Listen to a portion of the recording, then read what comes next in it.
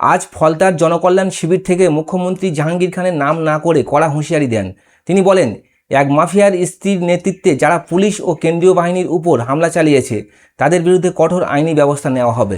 মুখ্যমন্ত্রী জানান, ভিডিও ফুটেজে যাদের দেখা গিয়েছে তাদের প্রত্যেককে আইনের আওতায় আনতে হবে। তিনি আরও বলেন, শুধু জেল নয়, হামলাকারীদের সম্পত্তি বাজেয়াপ্ত করে নিলামে তোলার ব্যবস্থাও ডবল ইঞ্জিন সরকার করবে। আজ মুখ্যমন্ত্রী শুভেন্দু অধিকারী তিনি কি বলেছেন সরাসরি শুনুন। এখানে কিছু লোক একজন মাফিয়া স্ত্রীর নেতৃত্বে পুলিশ এবং প্যারামিলিটারিকে আক্রমণ করতে গেছিল।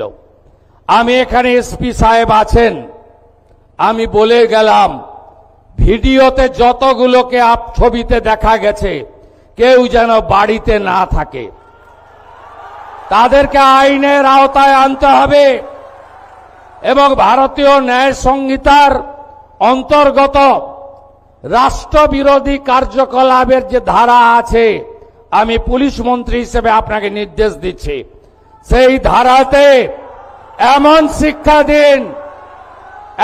শিক্ষা দিন যাতে কোনোদিন কোন পুলিশ সরকারি কর্মচারী প্যারামিলিটারি যারা এসেছেন আমাদের সাহায্য করতে তাদেরকে কেউ আক্রমণ করার সাহস না রাখে।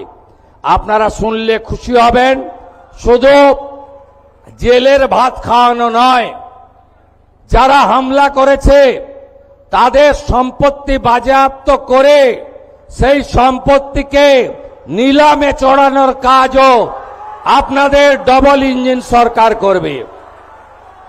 আইনের শাসন প্রতিষ্ঠা করাই আমাদের লক্ষ্য। সবাই ভালো থাকবেন। প্রচন্ড ঘরবাক্ত পরিবেশ, আপনাদের আমি আর দীর্ঘ বক্তব্য রাখতে চাই না। অনেক মা বোন দিদিরা এসেছেন, আপনারা সবাই ভালো থাকুন, সবাই মিলে কাজ করুন। আর ফলতায় অনেক দুর্নীতি হয়েছে। আমি এখানে জেলা শাসককে বলে গেলাম, গত আমফানে ফলতাতে প্রত্যেকটা হাউস ড্যামেজে 20,000 টাকা করে প্রধানমন্ত্রী রিলিফ ফান্ড থেকে দেওয়া হয়েছিল। 20,000 ইউনিট টাকা চুরি হয়েছে, আমি তালিকা পেয়েছি, তারও ব্যবস্থা হবে। আর কিছুদিন আগে বিগত সরকার বাংলার বাড়ি বলে একটা স্কিমে প্রথম কিস্তিতে 8,000 বাড়ি, এখানে বাড়ি হয়নি, সেখানে 60,000 টাকা করে 8,000 ইউনিট টাকা তুলে নিয়ে চলে গেছে। কে তুলে নিয়ে চলে গেছে আপনারা জানেন।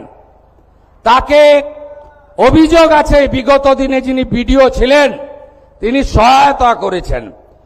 বিডিওর বিরুদ্ধে যে ব্যবস্থা নেওয়ার আমাদের ভিজিলেন্স নেবে সরকারি।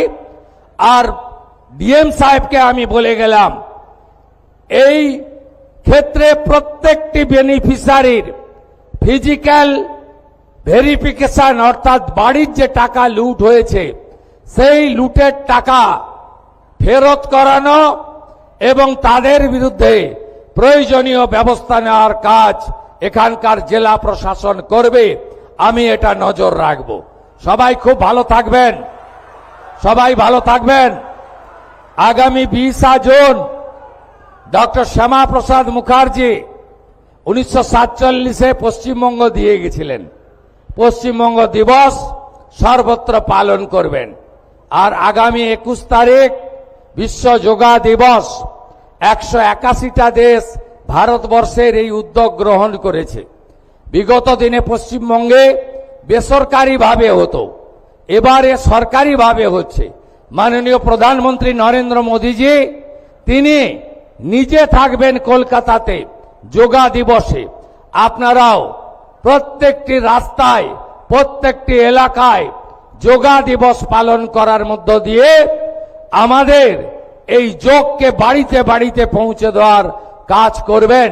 এই আবেদন নিবেদন রেখে আপনারা 22 তারিখের বাজেটের পরে দেখবেন আমরা পশ্চিমবঙ্গের এমন কোনো জায়গা নেই, এমন কোনো সম্প্রদায় নেই, এমন কোনো এলাকা নেই যে এলাকায় উন্নয়নের কথা আমরা ভাবিনি। আপনাদের সরকার আপনাদের জন্য কাজ করবে। আর আমি নিজে মুখ্যমন্ত্রী হিসাবে সুন্দরবন উন্নয়ন দপ্তর হাতে রেখেছি। আমার সাথে এমওএস আছেন দীপঙ্কর জানা।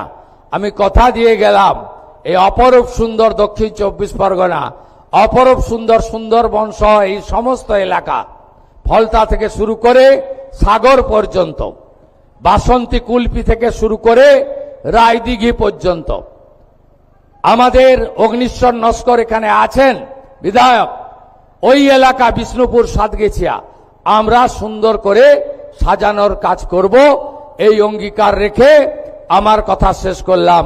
জয় হিন্দ, বন্দে মাতরম।